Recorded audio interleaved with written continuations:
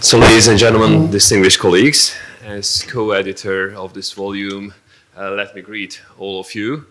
And first of all, let me say thank you for the Ferenc Mádl Institute for not just for the financial support, but also for giving a very professional background to our research.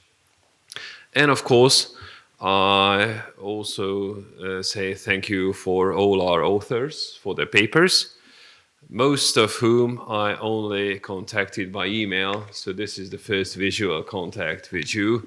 I'm very grateful for that. The title of my presentation is What is Common in Central European Constitutionalism? And later I realized that it is too ambitious title. I don't dare saying the answer, what is really common. I don't dare giving an entire summary to the volume. It is hardly possible to summarize some 500 pages. Instead, allow me to share you my personal feelings during the editorial work. And I hope we will come closer to the question, what is common among the countries? It is definitely not a scientific approach, but we may feel that there is something common. If I contribute with colleagues from Poland, the Czech Republic, Romania, I intentionally name those who are not present,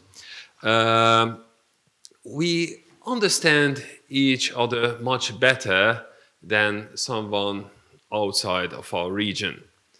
And the question arises if it is only a cultural difference or also the constitutional one.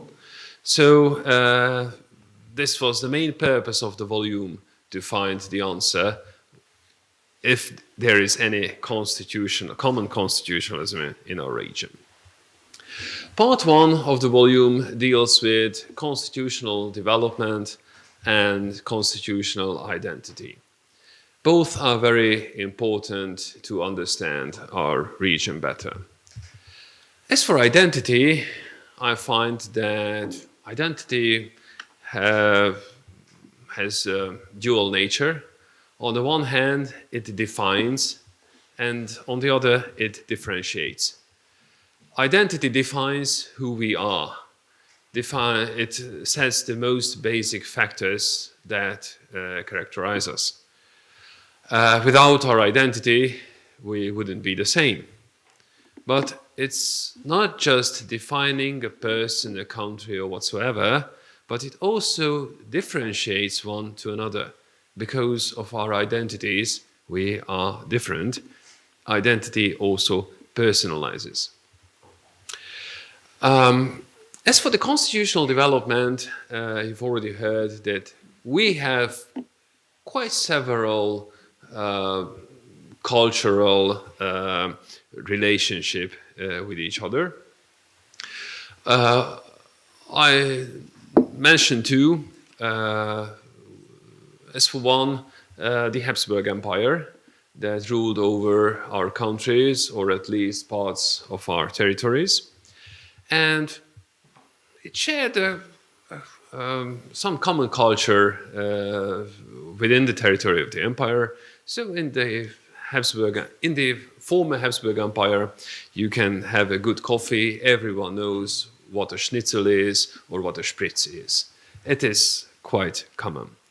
And interestingly, despite of the fact that it was an absolutistic regime, many of the countries have good memories of the Habsburgs in the Czech Republic or also in Hungary.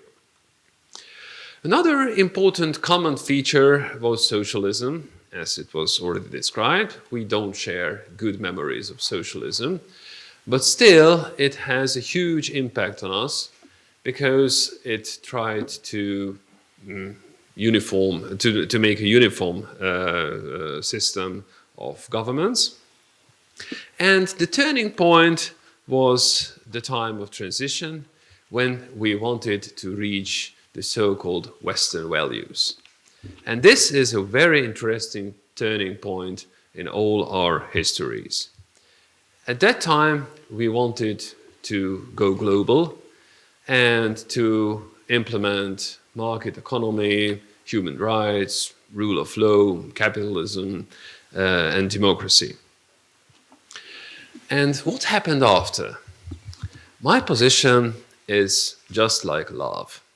When you fell in love, you think that your beloved one is just perfect. In Hungarian, we call this is a pink fog. Everything is fine, everything is perfect, no problems at all. Your beloved one is the most beautiful, most handsome, and the smartest person in the globe. And there comes a couple of weeks, perhaps a couple of months, and you realize that your beloved one does have mistakes, bad habits, and some bad things.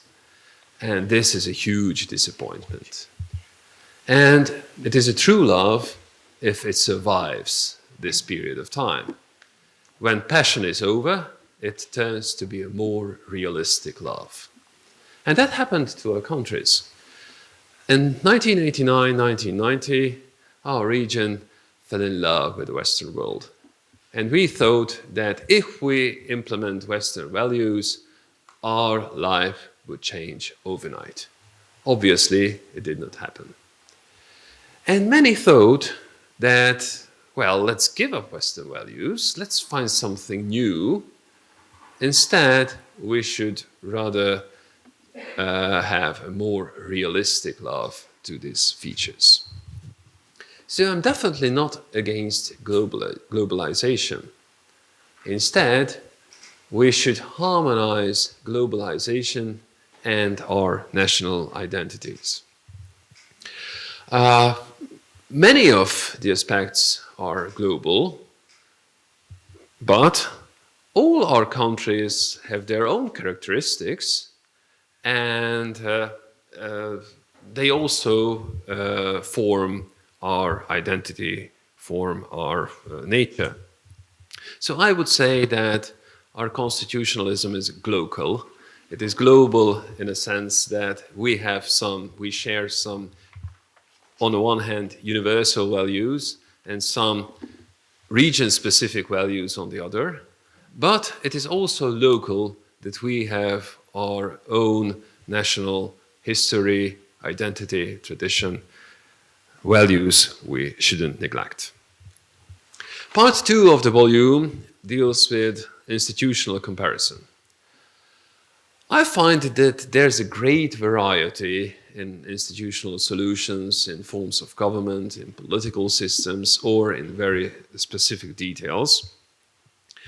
However, you may find certain trends, certain similarities, like we were busy introducing constitutional courts at the time of transition, or the ombudsman system in the mid-90s, early 2000s.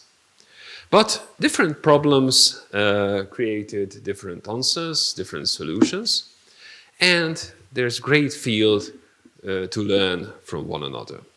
So I personally learned a lot, and I hope that the volume will be a good material both for education and for research. All in all, I find that we have much more in common than what divides us. Thank you for your attention.